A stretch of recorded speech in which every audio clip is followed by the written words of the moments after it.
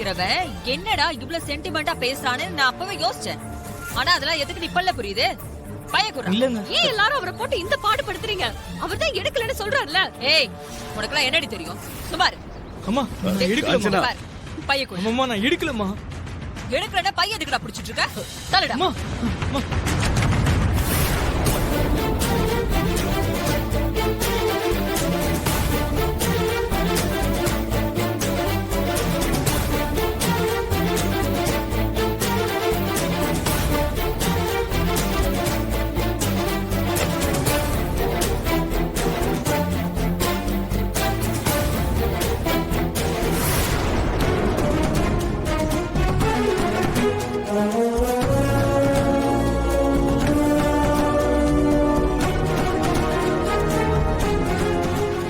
நான் பாத்ரூம்ல பாத்துட்டு வரேன். அங்க யாரு வைக்க போறா? பொதுவா பொம்பளைங்க குளிக்கும் போது செயின்ல என்ன பற்ற கூடாதுன்னு பாத்ரூம்ல தான் கழட்டி வைப்பாங்க. நான் பாத்துட்டு வரேன், இருங்க. சரி போ.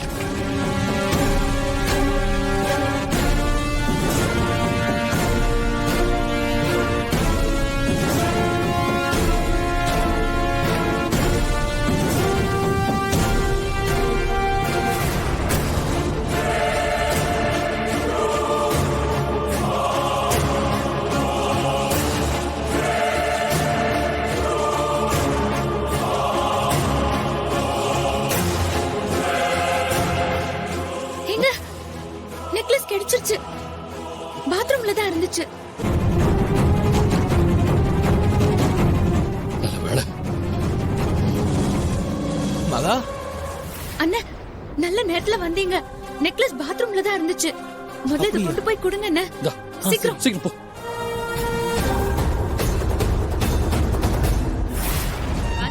அம்மா வேண்டாம் அம்மா வேண்டாம். சொன்ன கேளுங்கம்மா. அம்மா வேண்டாம் வச்சிருக்கியா? வேண்டாம். நான் எடுக்கலமா. அம்மா வைர நெக்லஸ் கிடைச்சிருச்சு.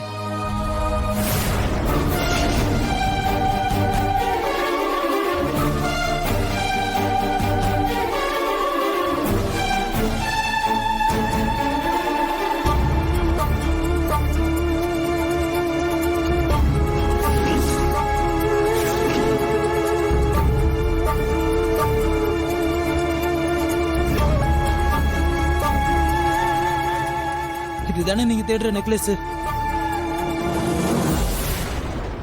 ஆமா, இதுதான். எங்க இருந்துச்சு? உங்க பாத்ரூம்ல இருந்துச்சுமா. அவருக்கு போய் திருட்டு பட்டம் கட்டி இவங்கள திருந்தவே மாட்டாங்க. சரி, நான் ஏன் இந்த சாரி அவர்கிட்ட இருந்து எதுக்காக வாங்கினேன் தெரியுமா? எதுக்குக்கா? உனக்காக தான்.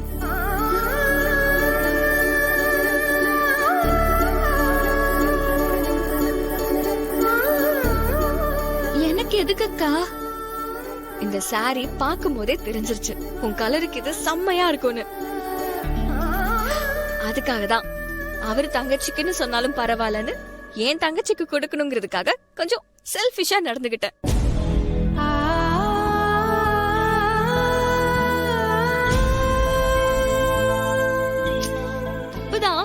But it's okay. வேற சாரியா அவர் தங்கச்சிக்கு கொடுத்துக்கிட்டோம். இந்த சாரி உனக்கு தான். ஏ திவ்யா,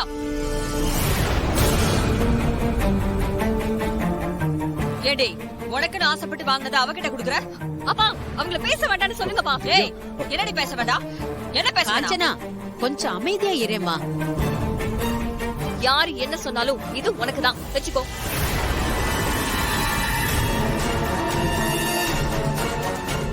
வாங்கிக்கோன்னு சொன்ன.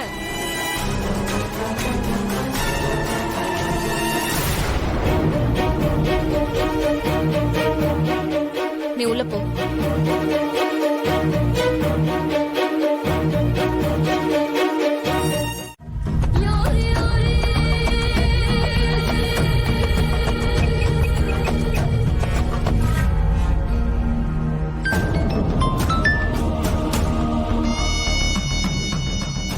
சொல்லு கவிதா.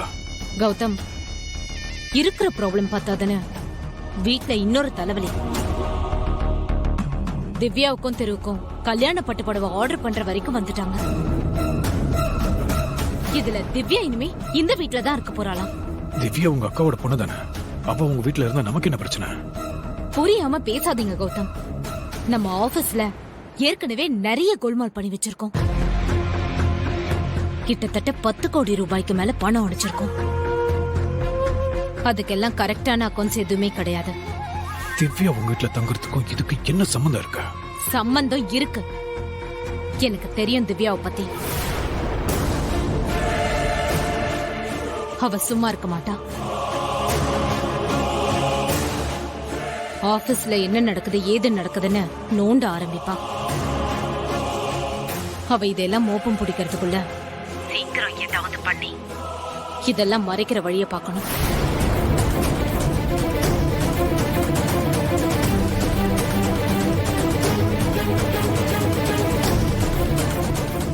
என்ன பண்ணணும்னு சொல்ல பண்ணிடலாம். சீக்கிரமே ஆடிட்டிங் முடிஞ்சிரும். எல்லாத்தையும் மறைச்சிடலான்னு நான் நினைச்சேன். ஆனா இதுக்கெல்லாம் இப்ப டைமே இல்ல. எவ்வளவு சீக்கிரம் முடியுமோ அவ்வளவு சீக்கிரம் இந்த கோல்மாலை எல்லாம் ஹைட் பண்ணி ஆகணும். ஓ, உங்க கள்ள புருஷன் கூட சேர்ந்துக்கிட்டு ஆபீஸ்ல இதெல்லாம் வேற பண்ண ஆரம்பிச்சிட்டீங்களா? இருக்கு உங்களுக்கு. சரி, நான் பக்காவா ஏதாவது பிளான் பண்ணிட்டு உங்ககிட்ட சொல்றேன். அப்புறம் பேசுறேன்.